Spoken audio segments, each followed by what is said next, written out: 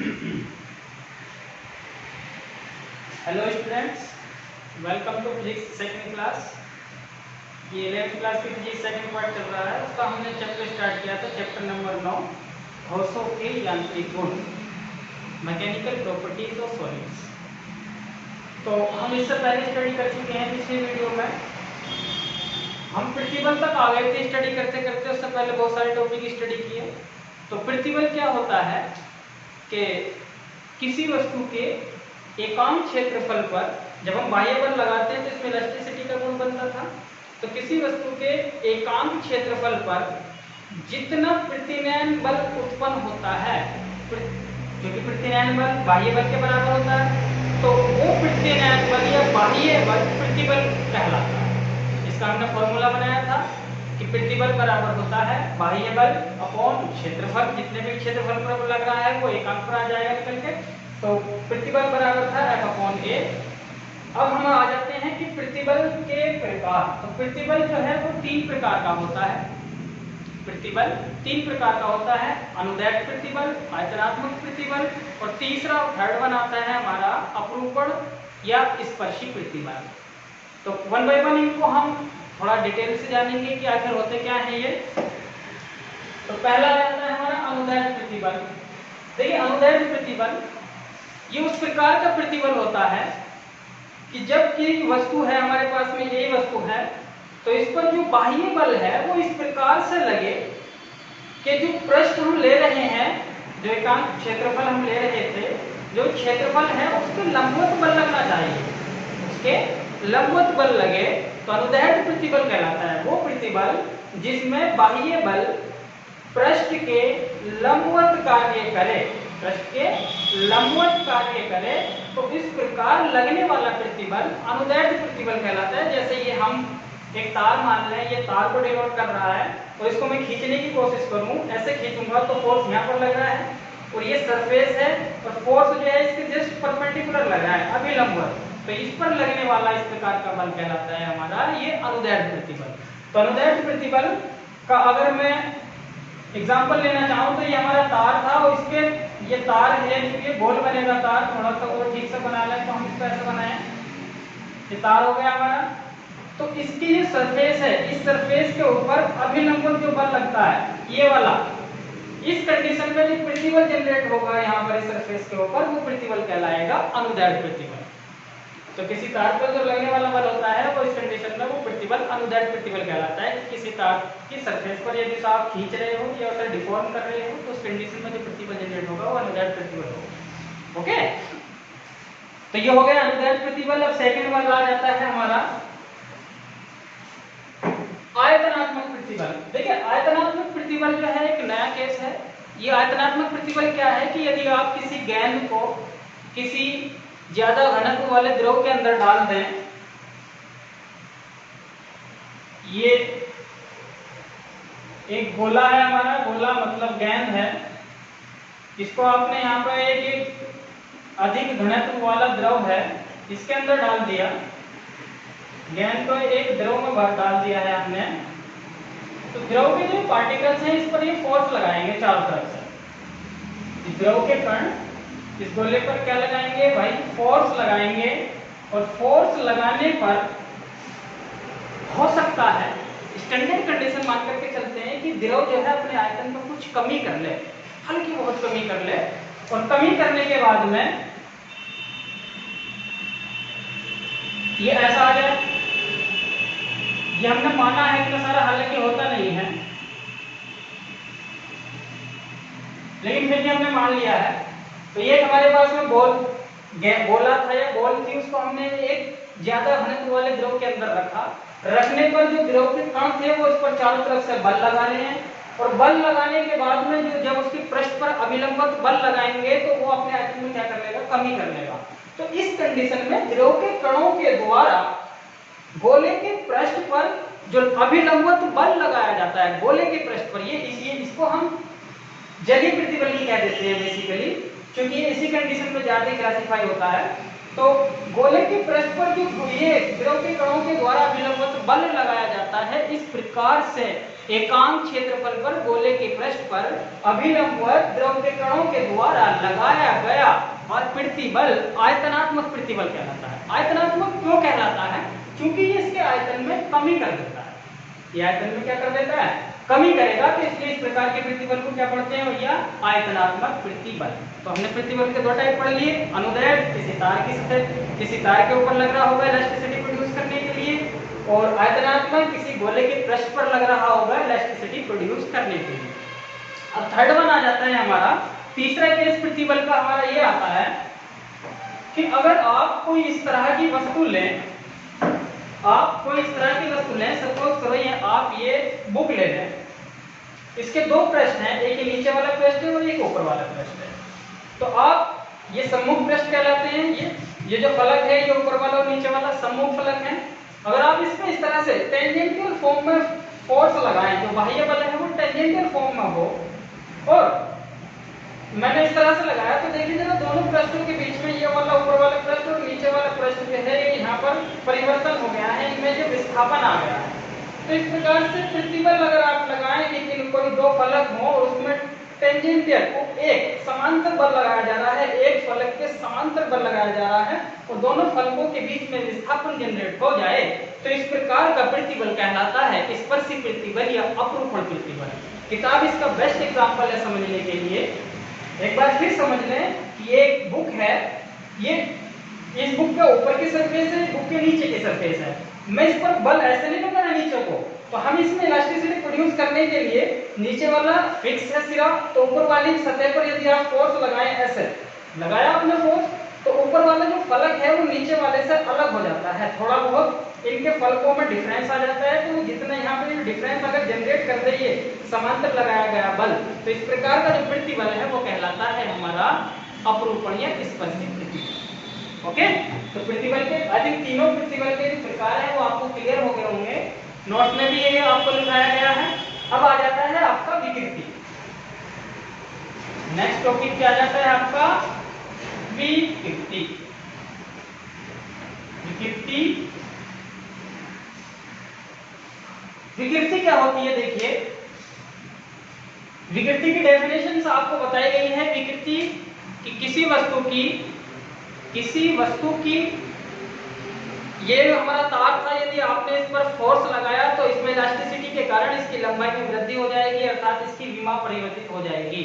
तो किसी वस्तु की विमा में होने वाला परिवर्तन विकृति कहलाता है जब उस वस्तु की विमा एकांक रही हो, या दूसरे शब्दों में हम इसकी परिभाषा ऐसे भी दे सकते हैं कि जब आप किसी वस्तु पर बाह्य बल लगाते हैं तो उस वस्तु की विमा में परिवर्तन हो जाता है।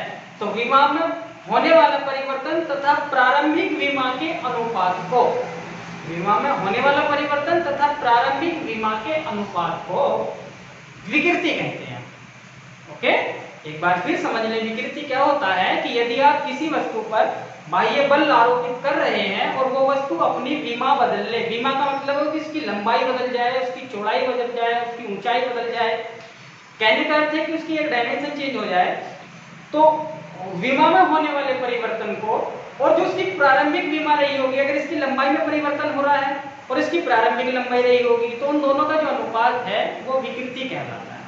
ओके, उन दोनों का अनुपात क्या कहलाता है? विकृति कहलाता है। अर्थात विकृति जो है, विकृति बराबर होती है विमा में परिवर्तन, विमा में परिवर्तन बटे प्रारंभिक विमा, बटे प्रारंभिक विमा। ये है, यदि किसी का क्षेत्रफल परिवर्तित हो रहा है तो क्षेत्रफल में परिवर्तन बटे प्रारंभिक क्षेत्रफल, यदि किसी का लंबाई में परिवर्तन हो रहा है तो लंबाई में परिवर्तन बटे प्रारंभिक लंबाई, यदि किसी के आयतन में परिवर्तन हो रहा है तो आयतन में परिवर्तन बटे प्रारंभिक आयतन, तो उन दोनों का जो अनुपात होगा वो विकृति कहलाता है। आई थिंक क्लियर हो गया होगा आपको। तो अब हम ये विकृति हो गया, अब आगे आता है विकृति के प्रकार। विकृति के प्रकार, विकृति के प्रकार। तो विकृति के भी प्रकार तीन ही प्रकार के होते हैं। क्यों? क्योंकि आप जब किसी वस्तु पर प्रतिबल अप्लाई करेंगे तो तभी उसमें विकृति आएगी। तो जितने प्रकार का प्रतिबल होगा उतने ही प्रकार की विकृति होगी। मैं आपको पॉइंट टू पॉइंट समझाया जा रहा है, तो आप जरा ध्यान से पढ़ लें। सबसे पहले आपको जो है ठोसों के बारे में जानकारी दी गई, उसके बाद आपको जो है इलास्टिसिटी का गुण बताया गया, उसके बाद आपको बताया गया कि प्लास्टिसिटी क्या होती है, उसके बाद आपको बताया गया कि प्रतिबल क्या होता है, विकृति क्या होती है। ओके, तो प्रतिबल और विकृति, प्रतिबल के फिर आपको प्रकार बताए गए कि प्रतिबल कितने प्रकार का होता है। तो प्रतिबल हमारा 3 प्रकार का, ये हमने यहाँ पे लिखा हुआ है, अभी तक भी लिखा हुआ है, अनुदैर्ध्य, आयतनात्मक और अपरूपण। तो जब आप किसी वस्तु पर तीनों प्रकार का अलग अलग प्रतिबल अप्लाई कर सकते हैं तो आपको विकृति भी 3 प्रकार की ही मिलेगी। तो जिस प्रकार से प्रतिबल के 3 प्रकार, उसी प्रकार से विकृति के 3 प्रकार। और पहला आ जाता है अनुदैर्ध्य विकृति। पहला क्या आ जाता है भैया, अनुदैर्ध्य विकृति। यदि आप यहाँ पर प्रतिबल और विकृति को समझ लेंगे तो आगे आने वाले जो इसके मेन कॉन्सेप्ट हैं, प्रत्यास्थता गुणांक, वहां पर हमें प्रॉब्लम नहीं होगी। ओके, तो विकृति के प्रकार क्या है, पहला क्या है, अनुदैर्ध्य विकृति। तो अनुदैर्ध्य विकृति वो होती है जहां पर अनुदैर्ध्य प्रतिबल अप्लाई होता है। जिस कंडीशन में अनुदैर्ध्य प्रतिबल अप्लाई होगा वहां पर जनरेट होने वाली विकृति अनुदैर्ध्य विकृति कहलाती है। जैसे हमने कहा था कि अनुदैर्ध्य प्रतिबल क्या होगा, किसी तार की सतह पर या अनुप्रस्थ काट के क्षेत्रफल पर लगने वाला अभिलंब जो बल होता है, इस कंडीशन में जो प्रतिबल जनरेट होता है वो प्रतिबल हमारा अनुदैर्ध्य कहलाता है, ऐसी कहा गया था। अब जरा देखें, जब आप इसके पृष्ठ पर यहाँ पर फोर्स लगाएंगे, ये हमारा अनुप्रस्थ काट का क्षेत्रफल हो गया। तो जब आपने फोर्स लगाया तो फोर्स लगाने के बाद जितना इसका प्रारंभिक लंबाई रही थी, अगर ये प्रारंभिक लंबाई है, ये तार की लेंथ, एक पॉइंट मान लिया ये लेंथ इसकी L है, आपने फोर्स F अप्लाई किया। चलिए अब ये स्टार्टिंग है, इधर मान लेते हैं फोर्स, जैसे ही आपने अप्लाई किया फोर्स F, तो इसकी जो हल्की बहुत लेंथ है वो इंक्रीज हो गई होगी इलास्टिसिटी के कारण। भाई इलास्टिसिटी का गुण यही तो बताया था कि जब आप किसी वस्तु पर बाह्य बल लगाते हैं, आप उसको ऐसे बाहर की ओर को बल लगा रहे हैं, तो ये अपनी आकृति में परिवर्तन कर लेती है, आकृति परिवर्तित हो जाती है। जैसे बल हटा लेते हैं तो वो प्रारंभिक आकृति जो अपनी शेप होती है प्रारंभिक शेप में आ जाती है। ये गुण, बल लगाया तो उसकी शेप बदल गई, बल हटाया तो प्रारंभिक शेप में आ गया, तो ये गुण इलास्टिसिटी था। तो इलास्टिसिटी की कंडीशन अप्लाई हुई, तो जैसा आपने बल लगा रखा है तो इस तार की थोड़ी बहुत लंबाई बड़ी होगी, डेल्टा एल इसकी प्रारंभिक लंबाई नहीं है। तो यहाँ पर जो लगने वाला प्रतिबल है, क्योंकि पृष्ठ के अभिलंब तो लग रहा है, यहाँ पे तार के अनुप्रस्थ काट के क्षेत्रफल के अभिलंब बल लगा है, तो ये वाला जो एक प्रतिबल होगा, यहाँ पर जो प्रतिबल जनरेट होगा वो प्रतिबल हो गया आपका अनुदैर्ध्य प्रतिबल F/A। और यहाँ पर जो ये विकृति जनरेट हुई है, ये विकृति हमारी अनुदैर्ध्य विकृति कहलाएगी। और अनुदैर्ध्य विकृति क्या हो जाएगी हमारी, अनुदैर्ध्य विकृति हमारी हो जाएगी लंबाई में परिवर्तन, लंबाई में परिवर्तन, लंबाई में परिवर्तन बटे प्रारंभिक लंबाई, बटे प्रारंभिक लंबाई। ये अनुदैर्ध्य विकृति का फॉर्मूला, लंबाई में परिवर्तन बटे प्रारंभिक लंबाई अर्थात डेल्टा L/L। अनुदैर्ध्य विकृति क्या है बेटा, अनुदैर्ध्य विकृति। इसका कोई मात्रक नहीं, इसका कोई मात्रक नहीं होगा, ये एक मात्रकहीन भौतिक राशि है। क्यों है, क्योंकि L मीटर मात्रक, नीचे भी L मीटर मात्रक, मीटर से मीटर कट जाएगा तो कोई मात्रक नहीं आएगा, और जिसका कोई मात्रक नहीं होता है उसकी कोई विमा भी नहीं होता। तो ये विमाहीन भी राशि है और ये एक मात्रकहीन। तो जो मात्रकहीन होगा वो विमाहीन तो होगा ही होगा। ओके, तो ये तो था अनुदैर्ध्य। तो अनुदैर्ध्य किस कंडीशन में लगता है, ये किसी तार के केस पर लग रहा होगा। ओके, तार के, स्प्रिंग के, रबर के, उस केस में लग रहा होगा जिसमें एक विमा में परिवर्तन हो रहा है। तो ये तो था हमारा अनुदैर्ध्य विकृति। अब इसके बाद आ जाता है डस्टर, कहाँ गया हमारा, ओके मिल गया, अनुदैर्ध्य। अब इसके बाद आ जाता है हमारा आयतनात्मक प्रतिबल, आयतनात्मक विकृति। प्रतिबल हम पढ़ चुके हैं, आयतनात्मक विकृति। आयतनात्मक विकृति भी वहीं से ही पढ़ेंगे, जैसे अभी हमने पीछे बात की थी कि कोई गोला था, उसको हमने किसी लिक्विड के अंदर रखा था, तो इस पर चारों ओर से फोर्स लग रही थी, ऐसी बात की थी। तो बेटा ऐसी बात की थी, चारों ओर से फोर्स लग रही है, तो इसमें फोर्स लगने के बाद में क्या हुआ था, इसका साइज छोटा हो जाता है अर्थात इसका आयतन कम हो जाता है। पहले इसका आयतन था V1, अब इसका आयतन हो गया है V2। ये वाला आयतन कम हो गया, किस कारण हो गया? बाह्य जिसका पृष्ठ है उस पृष्ठ पर बाह्य द्रव के कण फोर्स लगा रहे होंगे अभिलंब, उस कारण इस गोले का आयतन क्या हो गया? कम हो गया। तो आयतन कितना कम हो गया? Delta V। डेल्टा V क्या हो जाएगा हमारा? V2 minus V1 that is minus delta V आएगा, क्योंकि V2 छोटा है V1 ज्यादा है, तो डेल्टा V के बराबर इतना सारा आयतन कम हुआ है। तो हमारी जो आयतनात्मक विकृति क्या है कि किसी वस्तु पर, डेफिनेशन समझ लें, जब किसी वस्तु पर हम आयतनात्मक प्रतिबल अप्लाई करते हैं तो उस वस्तु में जनरेट होने वाली जो विकृति है वो आयतनात्मक विकृति कहलाती है। और आयतनात्मक विकृति यहाँ पे अप्लाई हुई है, तो आयतनात्मक विकृति, आयतनात्मक विकृति इज इक्वल टू हो जाएगी आयतन में परिवर्तन और प्रारंभिक आयतन। देखिए ये भी ऊपर आयतन नीचे भी आयतन है, तो इसका भी कोई मात्रक नहीं होगा, ये भी मात्रकहीन है और ये भी विमानहीन है। तो आयतनात्मक विकृति का फॉर्मूला क्या हो गया? आयतन में परिवर्तन बटे प्रारंभिक आयतन। आयतन में परिवर्तन बटे प्रारंभिक आयतन। ओके, अब थर्ड वन आ जाता है हमारा अपरूपण विकृति या स्पर्शी विकृति। हटा देना तो अपरूपण विकृति या स्पर्शी विकृति। तो अपरूपण विकृति या स्पर्शी विकृति वही है अपरूपण, अपरूपण विकृति। हमने बुक का एग्जांपल लिया था, दूसरा एग्जांपल ले सकते हैं यहाँ पे। जरा देखें, ये कोई बेलन है, सिलेंडर, ये एक सिलेंडर है भाई, इसकी लेंथ बेसिकली इसको हाइट मान करके चलते हैं। ये इसकी सरफेस है ऊपर की, ये इसकी नीचे की सरफेस है, तो दो फलक हो गए, एक ऊपर हो गया A1, एक नीचे हो गया A2, और A1 और A2 हमेशा इक्वल होंगे, A1 is equal to A2। अब क्या किया जा रहा है, जरा ध्यान से देखें, ऊपर वाली सरफेस नीचे वाली सरफेस को हमने जो है यहाँ पर रिपीट कर दिया है, बंद कर दिया है, बिल्कुल यहाँ पे सील कर दिया है, ये हिल नहीं सकती। हम क्या करें, ऊपर वाली जो सरफेस है उस पर ऐसे ऐसे बल लगाएं, ऐसे इसकी सरफेस के समांतर, इसके पृष्ठ के समांतर यदि हम बल लगाएं तो एकांक पृष्ठ पर जितना बल लगेगा वो क्या कहलाएगा? हमारा अपरूपण प्रतिबल। तो जैसे हमने इस पर इस प्रकार से बल लगाया है, तो अगली कंडीशन हम यहाँ पर देख रहे हैं,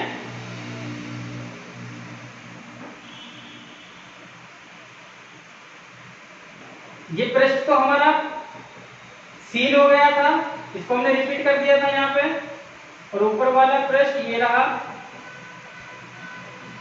A1 A2, और जो ये पहले खड़ा हुआ था हल्का बहुत यहाँ पे इनमें डिफरेंस आ गया है, ये L लेंथ थी, तो दोनों फलकों के बीच में ये यहाँ पर डिफरेंस आ गया बेटा, थीटा आ गया है, और ये वाली जो लेंथ है इसको कितना मान लें? डेल्टा एक्स मान सकते हैं, डेल्टा एक्स। ओके, तो अब हमसे क्या कहता है कि अपरूपण विकृति क्या होती है? देखिए ये पहला फेज, ये फेज दोनों समांतर हैं। अब जैसे हमने इसको फोर्स लगाया है तो ये थोड़ा सा इधर को हो गया है, ये बेलन थोड़ा सा इधर को हो गया ऊपर वाली सरफेस, और नीचे वाली वहीं पर, क्योंकि ये रिपीट से बंधी हुई है, ये तो नहीं हिलेगी, तो ऊपर वाली थोड़ी सी बैंड हो गई है। अब ये जितना गैप यहाँ पर जनरेट हुआ, जितना विस्थापन दोनों समांतर फलकों के बीच में जनरेट होता है, उस विस्थापन को क्या कहते हैं? उस विस्थापन को क्या कहते हैं? अपरूपण विकृति कहते हैं, जबकि इनके बीच की लंबाई जो है वो एकांक होनी चाहिए। ये आपको डेफिनेशन बताई गई है।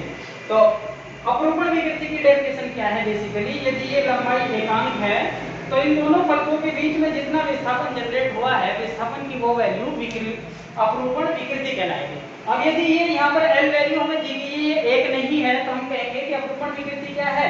कि समांतर फलकों के बीच जितना विस्थापन होगा तथा फलकों के बीच जितनी लंबाई होगी या दूरी होगी, उन दोनों का अनुपात अपरूपण विकृति कहलाता है। अर्थात अपरूपण विकृति बराबर हो जाएगी डेल्टा एक्स अपॉन एल। यहां पर लिख देते हैं अपरूपण विकृति कितनी हो गई? Delta x upon delta L. इसका ये डेल्टा एक्स क्या है? ये लेंथ है, यहाँ से यहाँ तक की दूरी है, और ये क्या है, ये भी यहाँ से यहाँ तक की लेंथ है, दोनों का मात्रक मीटर होगा, तो इसमें भी क्या हो जाता है, हमारा कोई मात्रक नहीं आता है। तो आज हमने 3 प्रकार की विकृति, 3 प्रकार के प्रतिबल सीखे हैं। कल हम पढ़ेंगे हुक का नियम, जो प्रतिबल और विकृति से संबंधित है। आपको यदि इनमें कोई दिक्कत आती है तो आप कमेंट बॉक्स में जाएं, कमेंट करें,